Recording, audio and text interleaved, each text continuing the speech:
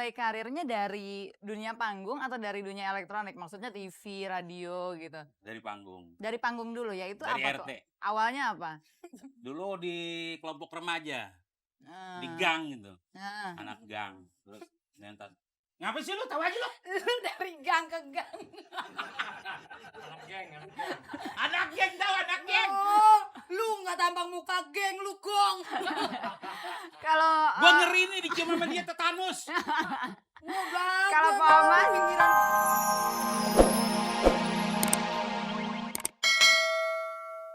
Pemirsa, seorang pelawak yang mau pergi melawak dan manggung di kafe di tengah jalan ketemu dengan temannya.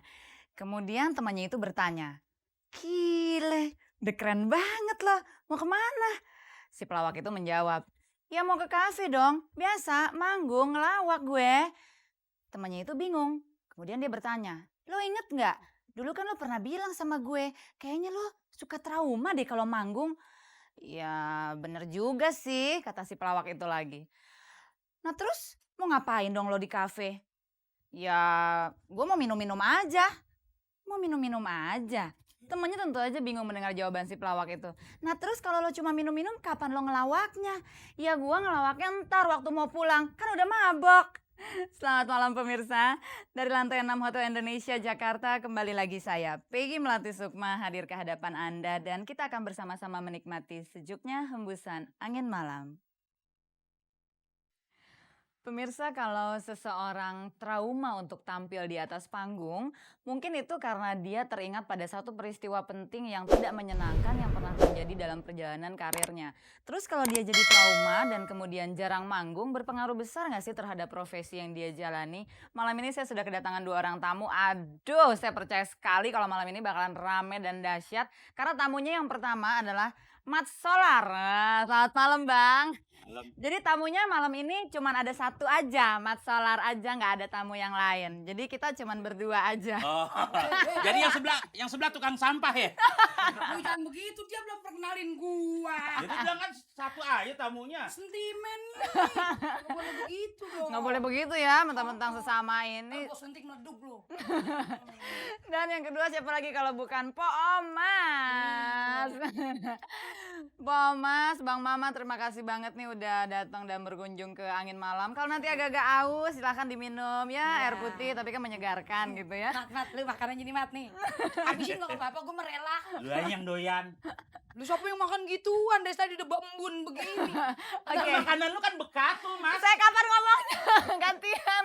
Dan berantem di sini disuruh ngomong no, diliatin orang. Oke, malam ini kita punya topik yaitu trauma Oh, manggung. kita Nah, bisa balas. topiknya adalah trauma manggung. Kalau Bang Mama tuh dulu memulai karirnya dari dunia panggung atau dari dunia elektronik? Maksudnya TV, radio gitu. Dari panggung. Dari panggung dulu ya, itu Dari apa RT. tuh? Awalnya apa? Dulu di kelompok remaja, di Eee, gang gitu, heeh. anak gang. Terus nyentat, "Ngapain sih lu? Tahu aja lu." Dari gang ke gang. Anak geng tahu, anak geng. Oh, lu nggak tampang muka geng lu, Gong. Kalau, Gua ngeri nih dicium sama dia tetanus.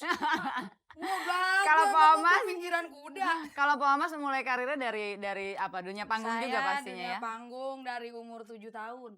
Oke, berarti dengan kata lain sebetulnya Po Omas sama Bang Mamat nih orang-orang yang sudah sangat berpengalaman dengan dunia panggung. Iya, Tapi dengar-dengar, katanya ngajakin Bang Mamat untuk manggung tuh sekarang agak-agak susah gitu. Kayaknya lebih gampang kalau ngajakin muncul di televisi atau mungkin di radio. Bener nggak sih gitu Bang? Iya, kalau panggung kan kita ngadepin langsung. Nih kayak begini nih. Ya Heeh. kan ditonton langsung, kita salah sedikit kan.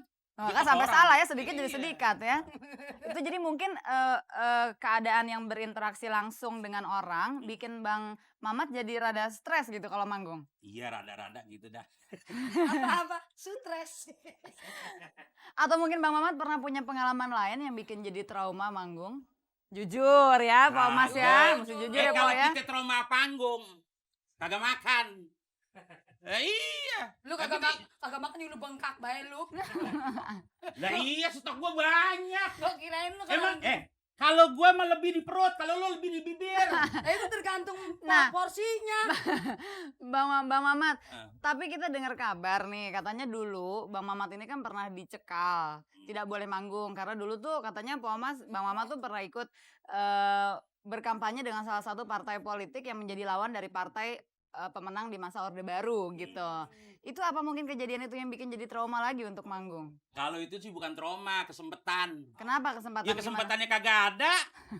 Kita mau masuk TV kagak boleh. Mau masuk radio nggak boleh dulu. Begitu. Oh, jadi bukan karena itu jadi Bukan traumanya. karena trauma. Oke. Trauma politik bisa jadi. Ternyata ada hubungannya juga sedikit sama politik ya. Gak ada. Kampanye lagi gak. Nggak mau lagi ya, jadi Bukan. manggung-manggung yang biasa aja gitu ya. Makanya lu kalau bukan muka politik ikut aja. Kalau Lu lihat Thomas- tampang gue. Siapa muka lu? Pengamat ekonomi Sahir. Muka lu pipi semua. Tadi kan Bang Mamat sempat bilang nih sama Po Omas kalau Bang Mamat lebihnya di perut, kalau Po Omas lebihnya di bibir. Udah dah jangan bicarain masalah Tar perpikiran. dulu nih mau nanya, Po Omas kan kalau muncul di TV itu emang sering sekali, maaf loh Po Omas, sering sekali fisiknya itu dijadikan objek untuk melawak gitu ya oleh orang lain. Pernah gak sih dulu waktu awal-awal ngerasa minder? Sebenarnya sih perasaan gue kayak bibir gue biasa-biasa aja. Ini mah yang kelebihan aja ngomong. Tapi kalau- kan yang punya bibir begini kan bukan gue doang. Tapi kalau di atas panggung lagi manggung, terus bibirnya terus yang diserang sama orang Iya, itu bisa kadang-kadang- ngeganggu nggak konsentrasi kalau Kadang-kadang lagi juga manggung? suka sebel. Bu, ya yang lain gitu gue. Ya, gua Dikatain. maaf nih. Lu sih double sih Mas. Gigi juga bibir juga lo. Ini dari kuasa Tuhan. Emang gue punya mau. Kita harus bersyukur. Nah, sebab gua ada begini Iya, iya. jadi nongol di TV. Kalau bibir gua nggak begini belum tentu gua nongol di TV. Oke. Ya sebetulnya dia sih cakep. Hitam udah ada. Kayak Whitney Houston. Cuman kalah di bibir doang Whitney Houston. Oke, Pak Whitney Mas. Houston ngeliat gua. Jadi enak saya aja. masih punya beberapa pertanyaan lagi yang ingin saya tanyakan dan mungkin pemirsa juga mau tahu. Jadi kita ngobrol dulu sesuai dengan topik malam ini. Kalau Pak Mas kan tampil di atas panggung tuh kelihatan pede sekali. Contohnya seperti malam ini gitu. Pemirsa pasti setuju. Caranya gimana supaya bisa percaya diri? Caranya gimana ya? Kita ini kan Mbak Peggy katanya ntar topiknya begini gitu. Nah, saya tuh mikirin ke situ. Gue pokoknya yang penting gue dengerin kata yang mimpin aja deh gitu. Jadi kita ikutin aja. Pede sih lah, tetap pede aja. Apa sih yang kita pikirin, kita ikutin aja jalan ceritanya. Nah, yang penting kita jangan nyimpang. Begitu aja saya mah. Jadi dengan kata lain Pak Omas itu selalu mempersiapkan diri sebelum menghadapi satu acara atau kalau manggung gitu ya. Tapi kalau manggung pernah nggak ada perasaan was-was, apa takut, atau mungkin pernah juga punya kejadian yang bikin Pak Omas, aduh pengen berhenti dulu nggak manggung gitu? Ya pengen berhenti mah enggak, cuman kadang-kadang sebel. Nih waktu kita ngelawak dibarengin makan, masa Allah itu yang bikin puyeng. Lah kita kan ngelawak harusnya kan rame. Lah orang pada makan, bagaimana dia tawa kalau mulutnya jubel nasi. Lah bisa-bisa dia kelolodan. Nah makanya itu yang kadang-kadang sempet tolong kalau misalnya ada resepsi, jangan tawain gue loh. Resepsi kalau giliran makan jangan disuruh keluar lawak. Ya nyanyi aja dah gitu. Biar enak kan sambil makan. Tapi itu sambil nggak sampai nyanyi. bikin trauma, nggak sampai bikin kesel atau sampai bikin Kesel saya pernah sama abang saya begitu. Kesel dia. Kesel kadang-kadang besok-besok nih bilangin nih panitianya nih kalau giliran makan jangan lapar. ngomong kesel gua. Kesel. Itu tandanya orang kesel begitu. Cuman kalau kesel begitu belum Pemirsa fase. seperti udah saya sampaikan tadi malam ini pasti bakal jadi rame sekali dan ternyata betul kan rame sekali. Oke, Coba Mbak Peggy ngomong kesel gimana? kesel. Tuh. Lihat. Lu nyamain dia sama gua. Dia bibirnya nggak double. Nah, lu gua bilangin aja bibir gua double. Oke, Lu masih timbang Bang bibir Mamat, gua. Apa?